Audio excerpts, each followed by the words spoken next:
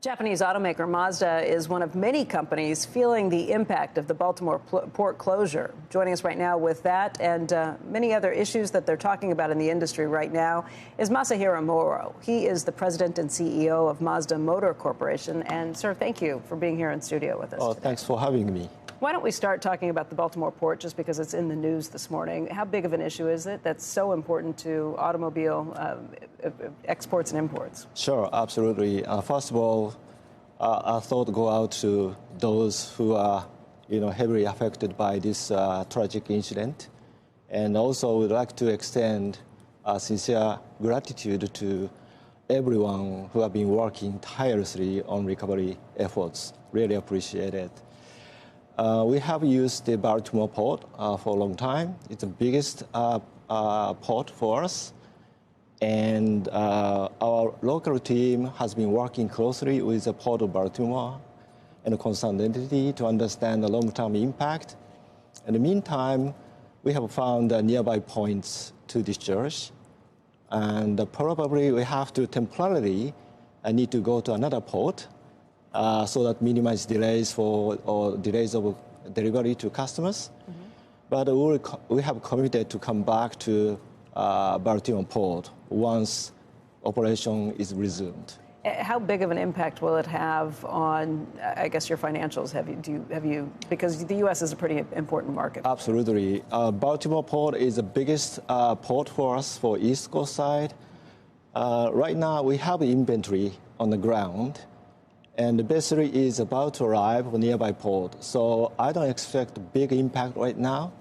And we are quickly shifting alternative route so that we can work very hard to finding trucks and route. So I don't expect a big impact right now, but we are closely monitoring further development of this issue. Let's talk a little bit about Mazda, because in the first 3 months of the fiscal year, your orders and your global sales volume was up 17,000, and your up 83% just in terms of the earnings from a year earlier. A big part of that is the United States. But what's happening? What caused that huge increase? Well, there is two parts. One is we have been working on drastic network restructuring for many years. When I was in U.S. for 6 years, we are working together with our dealer partners to rebuild dealer facilities, and they are really engaged to selling Mazda cars and focusing on brand value. That is one part. And the second part is our products are very successful. We have introduced a CX90 and about to introduce CX70 and CX50. We produced that in Alabama plant. So last 5-6 years, our per unit revenue has gone up $8,000.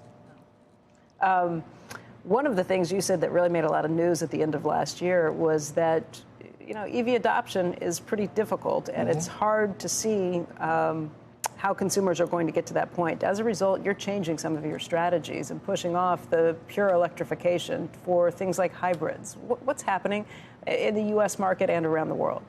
Well, EV adoption pace is slow right now. It's faced a reality.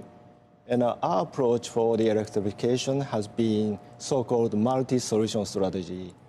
We'll provide mild hybrid, plug-in hybrid, and battery EV so that we respect each individual needs and wants and lifestyle. This is, I think, a well-received strategy. And we are a large product like a 690, 670 will have a mild hybrid and a plug-in hybrid, and the 650 will have hybrid. So our approach is very prudent, and consumers is everything a starting point for us. Yeah, I've kind of been of the opinion that you can't force things down the consumer's throat. I think our freedom of choice is important. There are standards in the United States that require massive amounts of the fleets to be electric in years coming up. Do you think those standards will be met, or are they too difficult because consumers don't want them?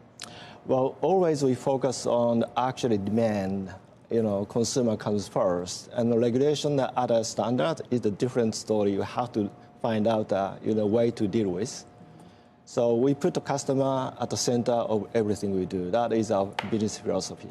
What are the biggest challenges right now, just in terms of the global supply chain or regulations or other issues that you see? What are the things that you are working hardest on?